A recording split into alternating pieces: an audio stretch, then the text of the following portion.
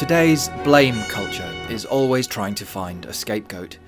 Yet I know that I too am part of that culture. We all are. So how do we know what's right or wrong? Who taught you the difference?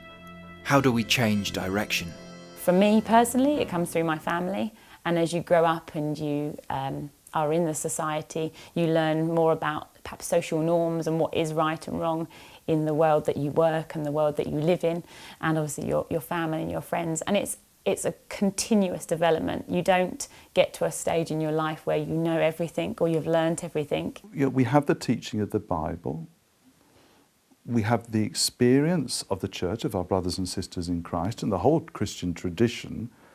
There's also the human conscience, and learning to be obedient to that. And these are ways in which God's Spirit speaks to our heart.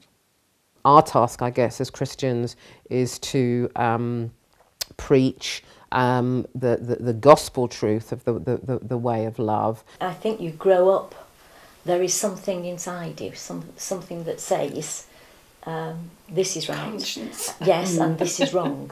Even and you're sort of making in your moral old age. decisions all the time. And Yes, sometimes you think, I've made the right decision, or another time, I Yes, didn't in yeah. that case. Your parents have a huge influence on you, and certainly I would say that my parents were the first influences on my sort of moral education. Yes.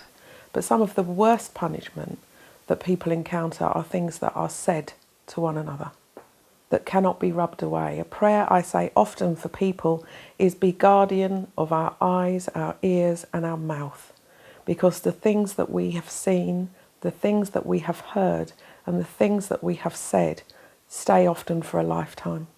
In today's society, we don't talk about sin very often, but I think I want to say, come back sin, all is forgiven. It's something we can talk about.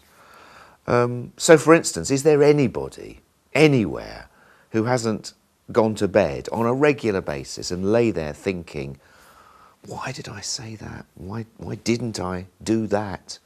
So in other words, all of us fall short of our own standards.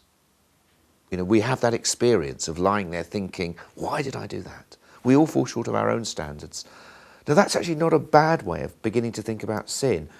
You know, if we fall short of our own standards, what about the standards of God? You know, that God has purposes for this world, standards for how we should live our lives. We see them lived out perfectly in Jesus Christ.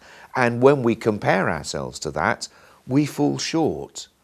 But the great thing about the Christian faith is we don't need to be, you know, too down on ourselves or depressed about that. The whole reason that Jesus came is, yes, to show us what being human ought to look like, but also because he knows what it's like to be human, he's also come to forgive us, to give us a chance to start again and start again and start again.